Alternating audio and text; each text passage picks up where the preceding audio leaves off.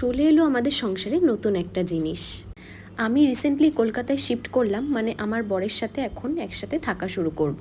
এতদিন তো বালুরঘাটে ছিলাম, মার সাথে যাওয়া আসা করছিলাম, ও বারবার বালুরঘাটে যেত আসতো। তো এখন থেকে আমরা একসাথেই থাকবো। তার জন্য সংসারে তো প্রচুর কিছু দরকার হয় সংসার করতে গেলে, খুঁটিনাটি। তার জন্যই আজকে দেখো আমার বর অর্ডার করে নিয়েছে। এটা কি জিনিস বলো তো? তোমরা অনেকে হয়তো আইডিয়া করে ফেলেছো। হ্যাঁ, এটা একটা মিক্সার। এতদিন আমাদের কাছে মিক্সার ছিল না বলে আমরা কলকাতায় যখনই আসতাম তখনই গুঁড়ো মশলা দিয়ে রান্না করে খেতাম। তো এখন এটা চলে এলো, দেখো আমার বর অর্ডার করেছিল প্রেস্টিজের মিক্সার। এটা আমরা ফ্লিপকার্ট থেকে অর্ডার করেছিলাম। আর এর সাথে দিয়েছে 3টে মাগ, একটা জুসার জুস করার জন্য, একটা মশলা করার জন্য, আর একটা চাল ডাল জাতীয় জিনিস গুঁড়ো করার জন্য।